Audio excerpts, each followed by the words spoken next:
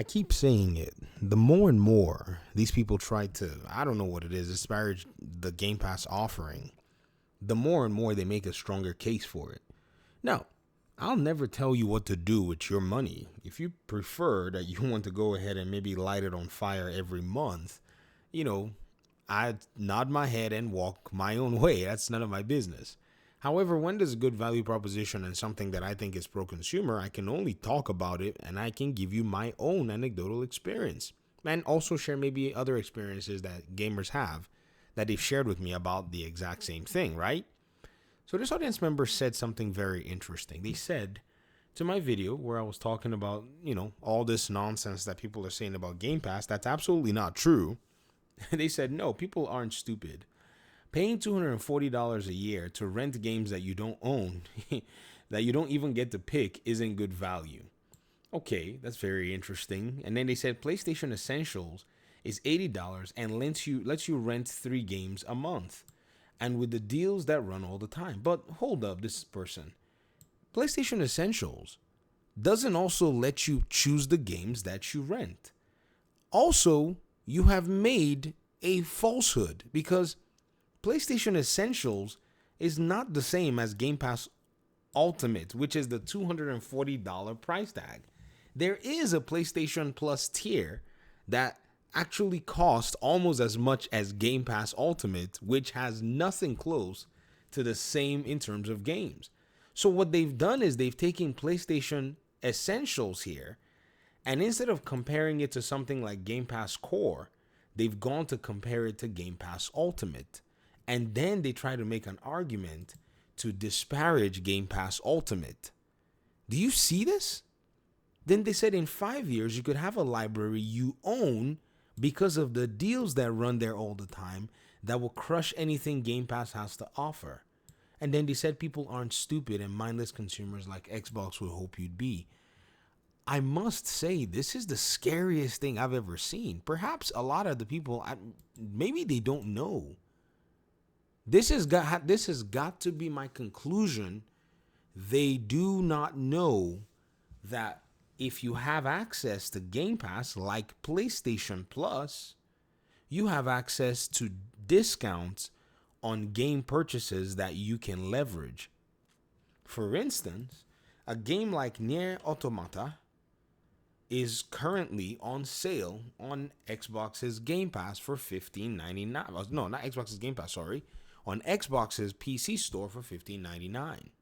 There also is a game that I can click here and show you, Indiana Jones, which is on Game Pass, but you can also go ahead and buy it for $55.99 at this moment in time. There are sales that go on, and these sales constantly are designed to continue to, shake down the prices of these games. In fact, I've already put Starfield on hold that when the price gets to a certain point, I'll be much more inclined to buy it. Now they're selling it, they're asking $55.99. I am not giving them that amount of money, but it's still an option that's there. And if it was about owning a library of games, you can just get an Amazon Prime subscription and get a bunch of free games that are pretty much given to you every single month. Or you could just download Epic Games, which is a far better proposition at the end of the day, that would still give you a solid value, better than what PlayStation Plus or Xbox Game Pass or even Steam itself would give you, because there are a number of free games on there. But this particular trial, I guess I'll say attempt to say that the $240 a year PlayStation, Xbox Ultimate subscription can be somewhat compared to the PlayStation Essentials one is madness. When PlayStation has a PlayStation Extra tier and a PlayStation Premium tier, which in the Premium tier, it gives you Sony's catalog, it gives you cloud streaming, game trials, it gives you a classic catalog and Ubisoft's own catalog, and all of these other things that in many cases are already free with Xbox. Do you get what I'm saying? I went ahead and reset my PlayStation 5. All my save files, because I don't have a PlayStation Plus subscription, are gone. Whereas with Xbox, whether or not I keep a subscription for their, service, or I keep the service active, I still have access to my cloud saves, just like I do with my Steam games. This is why I prefer now, if I want to buy a game, if it's on a console and it has a PC version or whatever it is, I'd rather just go ahead and buy the Xbox version. The problem here is not that a lot of these individuals actually think this about Game Pass in some sense. I think the problem might be bigger, that they are at this point being dishonest about what the reality is.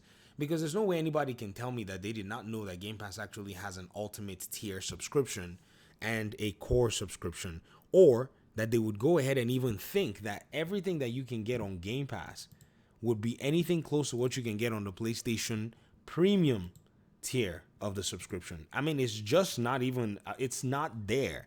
It's hands down a brutality if you did a comparison with what you're able to get.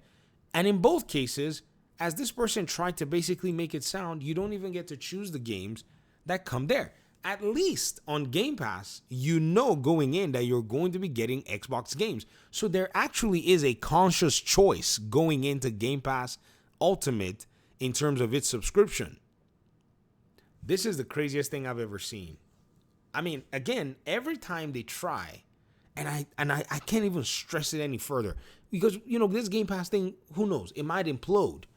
One day we may not like the price, and I'm unsubscribing at that point, but it's just so wild that these people's heads cannot comprehend or compute that Xbox will absolutely decimate PlayStation in consumer value in a way that makes it just so shameful for a lot of the gaslighting that they've been doing for years, making it sound like, oh, somewhere, somehow, PlayStation had been giving all of this stuff, when in reality, PlayStation just basically been milking its own users for the longest time. Guys, I think it's time for us to basically wake up to a new area, and in fact, in a new layer of this whole conversation. It's just so weird, man, that somebody would blatantly just calmly say something that is not true. Not true. If PlayStation Plus was literally doing way better in terms of providing, you know, value, you know, in terms of what gamers want, like Game Pass, I'm sure that they would probably have way more subscribers, but majority of their players are simply just playing single player games on their own platform. And if we even did a tit for tat and look at the value proposition in terms of the cost, in terms of what you will spend on those games, you can't even make this argument with a straight face. Wow. I don't know. Guys. Y'all are going to market Game Pass if you don't take your time. I'm trying to help y'all. If you hate Game Pass, the best thing you can do is to stop talking about it. The more you keep making up stuff about it, the more the truth continues to come out. And that truth is the kryptonite to fanboyism. It really is. Thanks for watching the video. Peace out.